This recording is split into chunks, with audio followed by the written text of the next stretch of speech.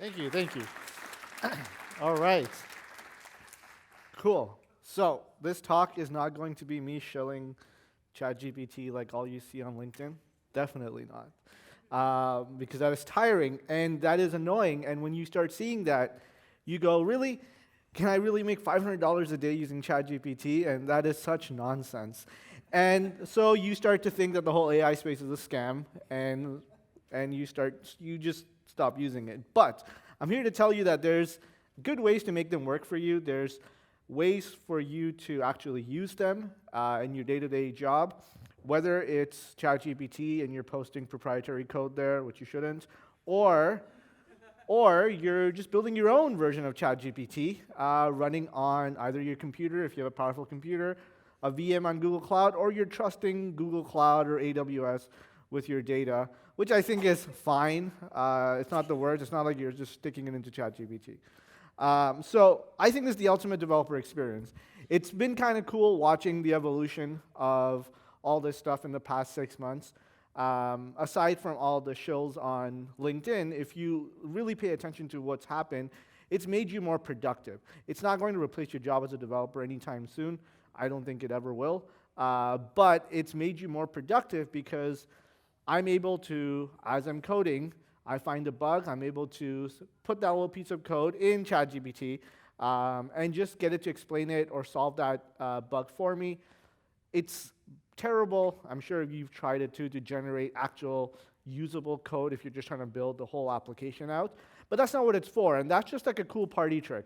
There's an advisor that I have, and he said something really interesting to me. He said, bullshit baffles brains. And when you look at a lot of these cool things like type a prompt and then generate a website, it's all bullshit. It's not real. But for someone that doesn't really understand technology, they might see it as, wow, this is great, I can build a website. But if they actually sit down to build a website from it, it's definitely not going to be easy, it's not going to work, and you're going to go down the same curve that we all did when we were learning how to make a website or learn how to make a Python app, except that it's a bit more assisted. It's like IntelliSense, but extremely smart now. So this is how it works. There's Optimus Prime behind the scenes driving the whole model. The actual thing is called a transformer model, and it's complicated like this. If you're not into data science or machine learning, this is going to be confusing to you, but I will try to explain it in 10 seconds. Essentially, all it's doing is trying to understand what the meaning of the words are by finding similarities in these words. So if you take a look at conference, which I have done right here. All right, so this is completely not, it's not actually accurate, but it is a good representation of how it's actually working. Imagine this word cloud. This is all the embeddings that a model has. Now, ChatGPT probably, or Google's Palm and Bard, all these guys probably have trillions and trillions of these. I have no idea the numbers. But if you take a look at this, this is for conference. And when you use any of these large language models, you type in something, what's, I don't know, where's the next conference maybe? And it will say something about a conference, and you're like, wow, it's thinking. I'm blown away that it knows what's happening. Technically, what it's doing is it's using math to multiply all these words together and figure out what words should go next based on these word clouds. So I'm going to open up a link, and we're going to see this live, and we're going to explore it a bit to see how this word cloud works. And the thing is, anyone can do this. This link will be in the slide deck. This is a embeddings projector for, I think, 10,000 words. Now, this is 10,000 words. Imagine the amount of words that these large language models have. I say ChatGPT because everyone's used it, but all the other guys too. So let's just find a word here. Let's do conference. So I'm going to go into conference. And it should stop spinning. Okay, there's conference here somewhere. How did I miss it? Okay, there. Okay, so if you look closely, I'm going to try zooming in here a bit. Okay, you can see the words near conference are conference, meetings, universities, lectures, conventions, colleges. So essentially, this is how it understands that you're talking about a conference and within the context of all the other words. So if you were to say, I'm at a tech conference right now, it's not going to think you're on a phone call, a conference line, because it knows that, hey, tech conference, it's going to find it in this word cloud somewhere, doing complicated. I'm simplifying it so much, but essentially that's what's happening. And so that's how it knows. So once you understand that, you can start understanding why you get some of the responses you get, and you can start to adjust the words. You can start to adjust what they call prompts, which is the dumbest name. But that's what you can start playing around with to really understand what's going on. So, moving forward. So, is it overhyped? Absolutely. It's not going to take over jobs anytime soon. It's not going to end the world. Has anyone seen the new Mission Impossible movie yet? Yes. No spoilers, I'm just saying. Just saying. That man knows exactly what I'm talking about. But is it useful? Absolutely. Very useful, especially for developers. Is it useful for non-developers? Sometimes I debate it because I've seen a lot of my friends who got very into it use it like a toy, asked it a bunch of questions, pasted in a bunch of data, did a bunch of cool stuff with it, but then they've stopped using it. It's not that it didn't make their life exponentially better. It was just a cool thing that worked, and that's about it. So I don't know if it's useful for everyone yet, and I know there's all these different large language models, like they're trying to replicate Her, that other movie. Like, I think it's all cool for sci-fi, but my personal opinion is it's going to take a couple of generations for us to be addicted to them, but I could totally be wrong. So what's the landscape? And this is where it gets really interesting and applies to you as a developer. There's a bunch of these guys out there. There's OpenAI, which we all know. There's Anthropic. How many of you know about Anthropic here?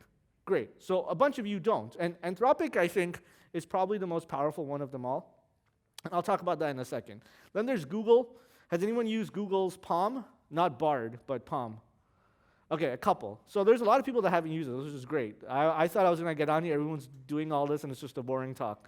Then there's AWS, and to be honest, I haven't used AWS's yet. I don't even know if they have it exactly. Then there's Azure's, which is just OpenAI.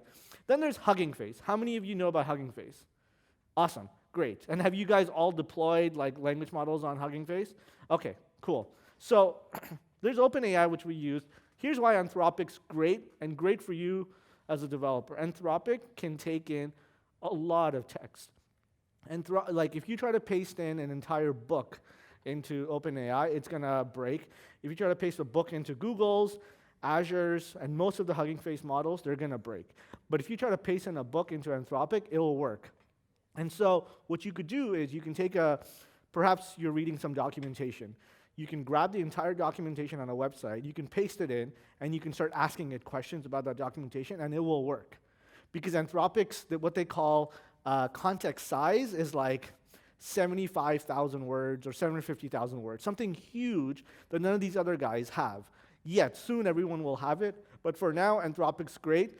It's free, and here's what's cool about it. They even have an API. So if you're building applications, you can use that API, inject it into yours. Now, I want to talk to you about Google Cloud a bit, and here's what's really interesting about Google Cloud. If you haven't used it, because everyone's used Bard. Do I have access to Bard still? Okay, yeah, because I'm on a VPN right now. So everyone's seen this. This is their ChatGPT clone. Boring. What's very interesting is they have taken this model and made it available via an API, but also they're letting you fine-tune it and train it into your own application. And we'll talk about that in a second, but this is how easy it is to use Bard. I can go in and I can say, hey, I'm at a conference. What should I say to people? I have no idea what's going to respond. I've never tried this. There we go. Introduce yourself and your company, ask people about their experiences, blah, blah, blah. Now, what's nice about this is an API. I can grab this. I can use this in my code. Here's why I like Google or AWS or Azure better than just sticking it into ChatGPT or something. It's that these clouds have been built on security. You're already hosting your SQL databases there and all these other things. They're not using your data to retrain these models. They've made a promise where that if this data that I just sent it, if I were to paste proprietary code here, it would not be used to train Google's other models.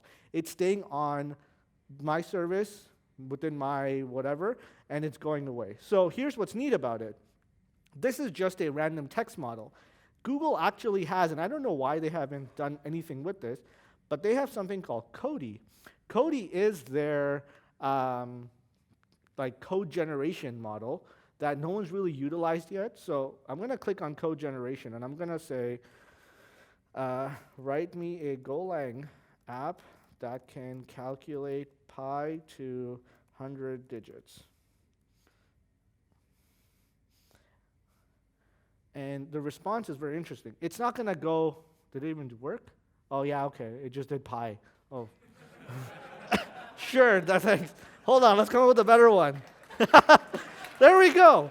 Write a Python app that can, what's an example? What's something complicated? That can, yeah, Fibonacci, whatever. We'll just use Fibonacci. Calculate Fibonacci, I can't even spell it. But then what we'll do is we'll get Fibonacci and write the output to disk. Actually, let's just go Golang still. Okay, Golang have to calculate Fibonacci and output to disk. All right.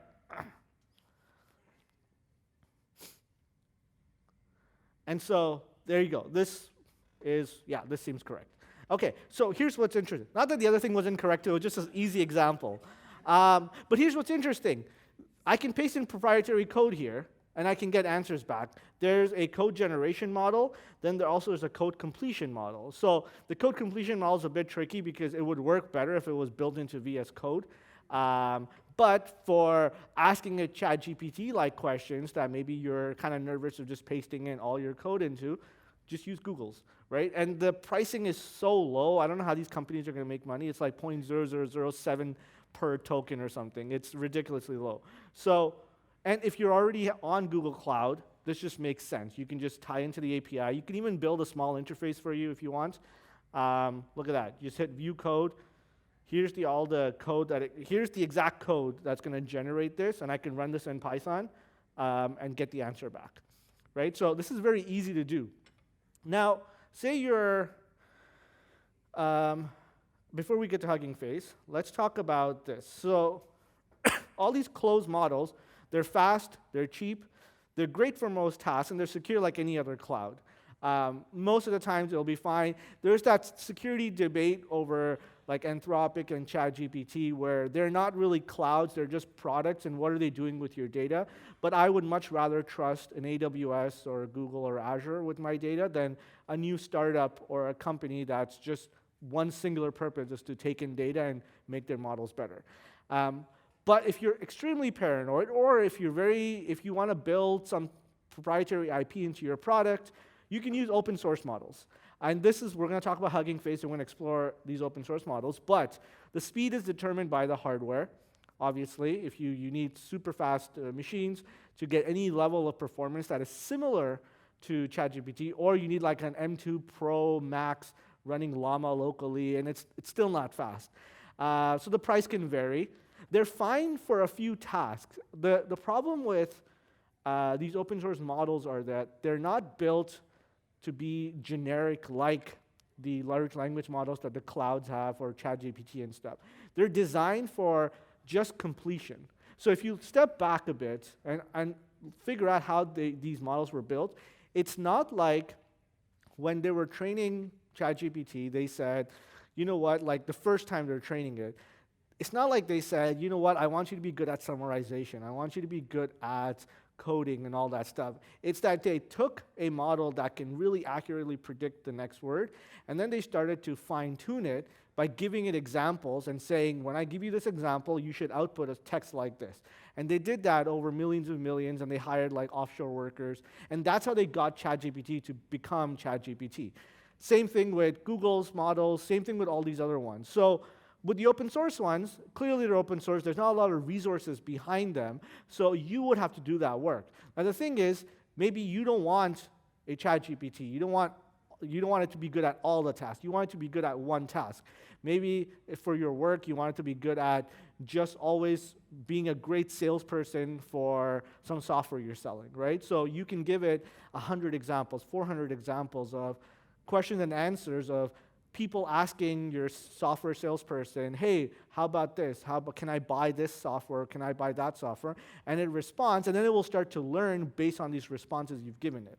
And so that's the ultimate privacy and security. It's running on your own cloud. It's expensive a bit if you want to really make it like fully performant and stuff, but it's quite a cool challenge. So how do you get it to work? The best place to go is HuggingFace. So I'm going to show you, for those that haven't used HuggingFace. Fun fact, HuggingFace is probably the most luckiest company on earth. They started off as building super smart guys that built it. They wanted to build a great NLP framework. And I remember hanging out with them like 6-7 years ago in New York, and they had built a Gen Z chatbot to talk to kids and learn the way they were talking to basically have enough data to train their NLP framework. And then during that evolution, transformers came out. They were able to build a framework for that. And then this explosion of GenAI started happening in the past 2-3 years. And they were able to accurately pivot at the right time and become like the powerhouse of all open source models. So perfect timing, very lucky, super skilled. So if you go on HuggingFace here, there's a lot of models here. So if I click models, and I'll zoom in for everyone, not only for text, but there's stable like audio, video. If you're thinking of solving a machine learning problem, go to HuggingFace first and see, is there something already out there? So let's, for example, forget about large language model. Let's say stable diffusion. I want to do something that I can click on here, and I can actually use HuggingFace's API to try out stable diffusion. Let's see if this works. A bunch of people at a conference. Okay, it's too, I have to actually use the API for this. So I can go using diffusers, and here's my Python code. I would have to just copy and paste this code into my Python script, use their API, and start interacting with this model. It's great because they've taken away all the complexity of these complicated models. Now, they still have to run on your infrastructure, or you have to pay HuggingFace, and that's how they make money. But you don't have to write a lot of code. You can just use these models as following the documentation. So when it comes to large language models, let's take a look at this one, Falcon. So Falcon 40, they talk about how it's a 40 billion parameter model, which just means that they've tweaked 40 billion little options to make the text generate the correct way. And they're writing a paper soon, and they've trained this, and they're like, look, we've done such a good job. This is as good as ChatGPT, et cetera, which is all fine and dandy, but how do you use it? The same way that you would use that stable diffusion example, you would hit use in transformers, you would copy this code, paste it in your Python, and you can just use it just like any other function. You would pass in your text to that function, and it works. Now, if you don't want to set up Python locally and all that stuff, you can go in the bottom here and find something called spaces using Falcon, and you can just click on one of them. So let's just click on this one, HuggingFace and Falcon Chat. So someone's actually gone ahead and written some code for you to try out this model without you actually spending all that time coding it up. And you can click on files here and actually see the source code. So you can make sure it's not stealing your data and uploading it to some FTP server. And actually just run this locally. You can copy this and run it locally, right? So you can go through this and you can see, you know what, this is cool. It's just creating a container and it has some examples and it's just calling the model, right? Data's not being saved anywhere, nothing else is happening. So you can test out, is this a model you want? So I can be like, hey, I'm at a conference right now. What should I eat? I have no idea what that's going to do. Let's see. Depends on what the mood for. Are you looking for something healthy or indulgent? Blah, blah, blah, right? What's great is this is a complete private model that's not being used to retrain itself.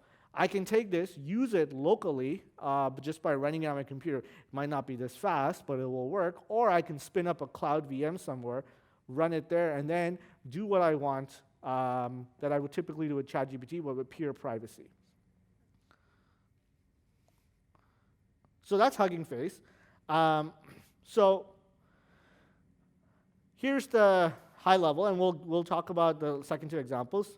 So how do I make large language models do what I want?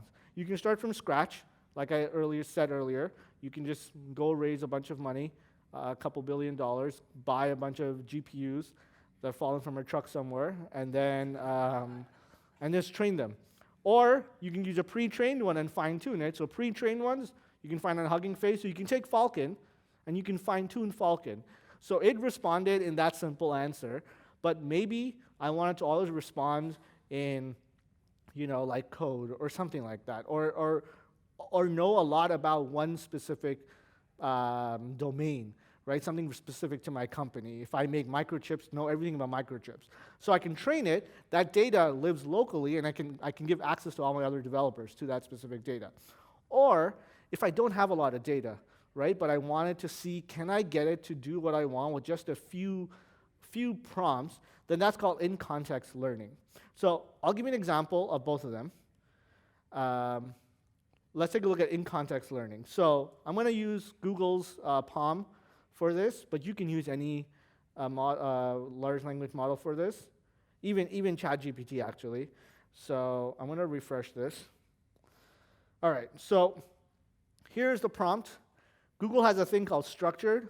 It's just the same thing, but I'm just going to use structured just so everyone understands what's happening here. So I'm going to zoom in a bit here. So what is the context? So I'm going to, because I work a lot with Google salespeople, everyone sells Looker. I don't know what it is. They love selling Looker. So I had this idea of, you know what, I'm just going to make a Looker salesperson bot. Because anytime I say anything to Google salespeople, they try to tell me, Looker, use it.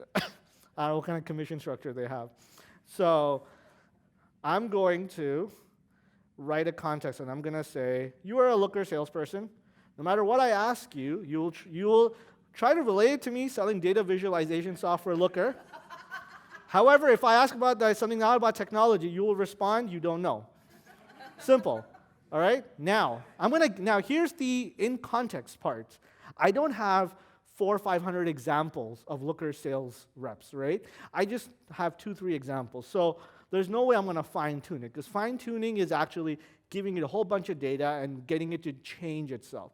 In context is you're basically crafting a prompt that is big enough that will still be able, that PaLM and ChatGPT and all these guys can still handle.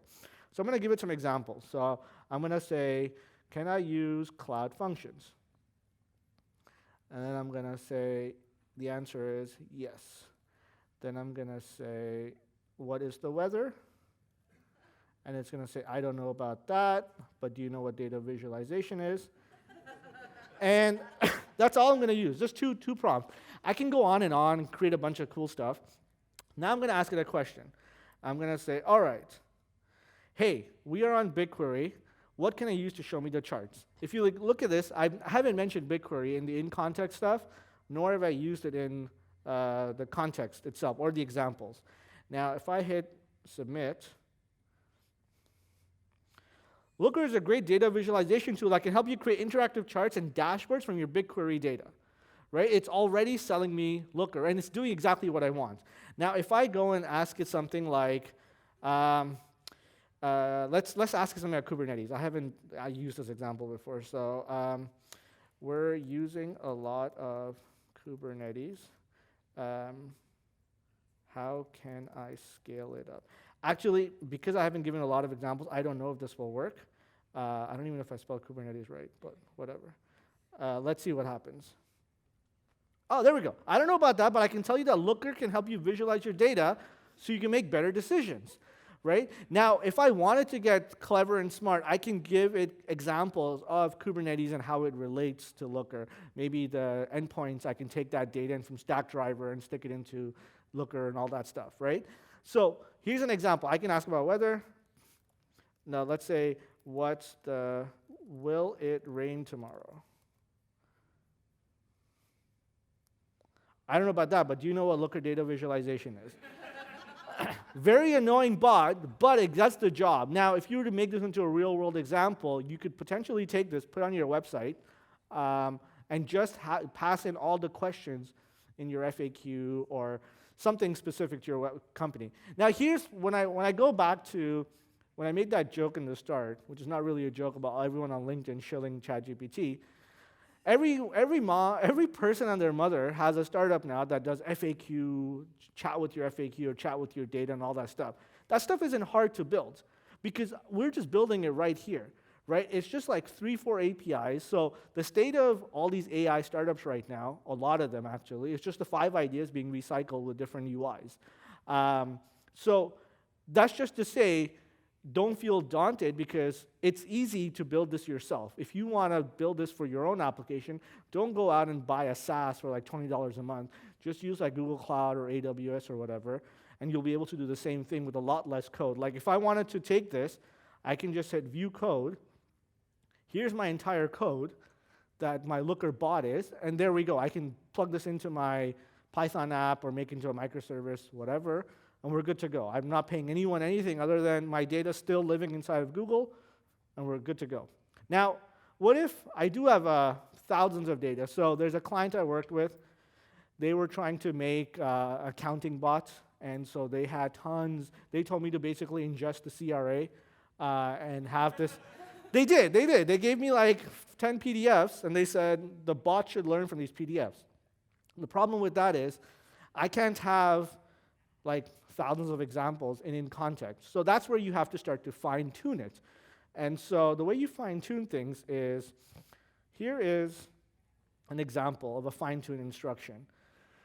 You go instruction, context, response, categories optional, and this is for another bot, not Google, but essentially, you're coming up with question and answers, right? You're basically saying, what are people potentially going to ask, and what is the right answer, right? And essentially, what you have to do as a human, go through all these PDFs and come up with questions yourself. Now, that is a terrible thing, and I hate doing that. So, the thing you can get clever with is you can write a script that can go through each paragraph in this PDF, take that paragraph, paste it into PaLM, and say, give me 2 questions based on this paragraph, right? So you use ChatGPT or you use the large language models to generate the questions for you.